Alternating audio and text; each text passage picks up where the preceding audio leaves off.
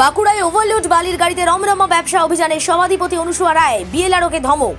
বাঁকুড়া জেলার জয়পুর ব্লকের রাউতখান পঞ্চায়েত এলাকায় কুম্ভস্থল থেকে হেতিয়া পর্যন্ত রাস্তার ওপর কুন্দ পুষ্করিণী এলাকায় সারি সারি দাঁড়িয়ে থাকা ওভারলোড বালির গাড়ি ঘিরে বিতর্ক তৈরি হয়েছে। এ দৃশ্য দেখে মঙ্গলবার নিজে অভিযান চালান বাঁকুড়া জেলা পরিষদের সভাধিপতি অনুসুয়া রায়। জেলা পরিষদ ও জেলা প্রশাসনের প্রতিনিধিদের নিয়ে তিনি সেখানে পৌঁছন। উপস্থিত ছিলেন স্থানীয় থানার ওসি এবং বিএলআরও। সভাধিপতির প্রশ্ন, মুখ্যমন্ত্রী মমতা বন্দ্যোপাধ্যায় যেখানে প্রশাসনিক সভা থেকে বীরভূম থেকে কড়া বার্তা দিয়েছেন গ্রামীণ রাস্তায় ভারী ওভারলোড গাড়ি চলাচল করবে না, তারপরও কেন এই ধরনের বালি পরিবহন?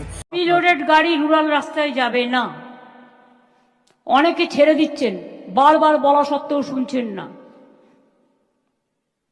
গভর্নমেন্টকে বাধ্য করবেন না, অ্যাকশন নিন। সভাধিপতির অভিযোগ, বালি স্টক থেকে প্রায় 2.5 কিলোমিটার দূরে বালি গাড়ি ওজন হয়। এই 2.5 কিলোমিটার রাস্তা ওভারলোড গাড়ি যাতায়াতের ফলে রাস্তার অবস্থা বেহাল হচ্ছে। অতিরিক্ত বালি খালি করে বিনা চালানে বিক্রির অভিযোগও উঠছে। স্থানীয় গ্রামবাসীরাও ক্ষোভ উগড়ে দিয়েছেন। তারা বলছেন, স্কুল চলাকালীন এই বিশাল বড় বড় গাড়ি গেলে সাধারণ মানুষ ছাত্রছাত্রীরা সমস্যায় পড়ে। পাশাপাশি রয়েছে রাস্তার বেহাল দশা, তার জন্য এই গাড়িগুলোকেই তারা দায়ী করছেন। যদিও বিএলআরও সাফ জানিয়েছেন যে এই বিষয়গুলো দেখার দায়িত্ব মূলত স্থানীয় পঞ্চায়েতের। অন্যদিকে বিজেপির কটাক্ষ, সভাধিপতি অনুসুয়া রায় এই ব্যবসা থেকে ভাগ পাচ্ছে না বলেই হয়তো অভিযান চালাচ্ছেন। ঘটনাকে কেন্দ্র করে একটা চাপানুতর প্রশ্ন উঠছে প্রশাসনিক কার্যকারিতা এবং স্থানীয়দের স্বার্থ সংঘাত নিয়ে। এর পরবর্তী পদক্ষেপ কি হবে? শোনা যাচ্ছে যে এটা যে শুধু জয়পুর ব্লকে হচ্ছে তা নয়, কতুলপুর সহ বিভিন্ন জায়গাতে এই ধরনের কারবার চলছে। এর পরবর্তীতে কি পদক্ষেপ করা হয় সেদিকে আমাদের নজর থাকবে। এখানে রাস্তাঘাট খারাপ দেখে আমার একটু কেমন লাগলো, তারপর এসে দেখছি বিরাট বালির স্ট্যাগ এখানে রয়েছে, প্রচুর গাড়ি রাস্তার মধ্যেই দাঁড়িয়ে আছে। যাত্রীদের অসুবিধা, যারা রাস্তায় চলাচল করছে তাদের পক্ষে অসুবিধা, তারা যে চলাচল করতে অসুবিধা ভোগ করছেন তারাও জানালেন। আমি দাঁড়িয়ে পড়ছে এখানে দেখলাম যে কি অসুবিধা আছে সেখানে। এখানে সবচেয়ে মূল সমস্যা হচ্ছে রাস্তার মধ্যে গাড়ি দাঁড়িয়ে থাকে, ওভারলোড গাড়ি, সেই গাড়ি 2.5 কিলোমিটার দূরে তাদের কাটা, সেখানে গিয়ে ওয়েট করা হচ্ছে। ওখানে গিয়ে ওয়েট করার পর মালটা হয়তো কাটিং হচ্ছে যে ঠিক ওয়েটটা নেওয়ার জন্য 750 সিএফটি, কিন্তু এই যে 2.5 কিলোমিটার যাচ্ছে, সেই 2.5 কিলোমিটার যে রাস্তাটা আমার ড্যামেজ হচ্ছে, এটা তো আমাদের ক্ষতি। জনসাধারণ যে রাস্তাঘাটের উপর চলাচল করবে, একটা অ্যাম্বুলেন্স নিয়ে যাবে, সেখানে মানুষের ক্ষতি হচ্ছে প্রচন্ড। এই জন্য আমার এখানে এসে দাঁড়ানো বা এটা দেখা না, কিন্তু আমি এসে যেটুকু দেখলাম ওভারলোডের গাড়ি 2.5 কিলোমিটার যাচ্ছে। হ্যাঁ, আমি বলেছি যেগুলো ওভারলোড আছে সেগুলো যেন সিজ করা হয়। প্রশাসনিক ব্যবস্থা আমাদের নিতে হবে, না নিলে এরকম মানে চরম দুরবস্থা আসবে, আমাদের রাস্তাঘাটগুলো খারাপ হবে, এলাকার মানুষের দুর্ঘটনার কবলে পড়বেন।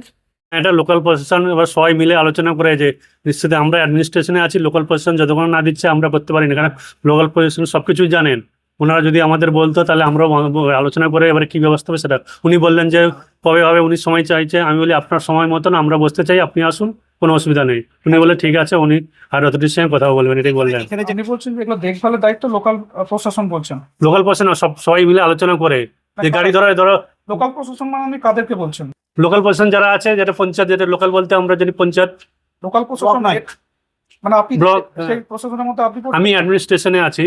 লোকাল প্রশাসন, লোকাল যারা বালি আসছে কিনা সেটা পঞ্চায়েত দেখবে। পঞ্চায়েত দেখবে না তো, রাস্তাঘাটে যদি কোনো জমি আছে বা পাবলিকের যদি প্রবলেম হয় সেটা আমাদের জানাবে, সেটা আমরা তাহলে ওই যারা জানালে আপনারা জানতে পারবেন। না, যদি প্রবলেম হচ্ছে লোকাল তো একদম বাড়ি বাড়ি তো আমরা যাই না। যদি কোনো অভিযোগ হলে যে ওনারা ফোন করে দেয় তখন আমরা এসে যাই, এসে সবাই মিলে বসে আলোচনা করে কিভাবে চলবে।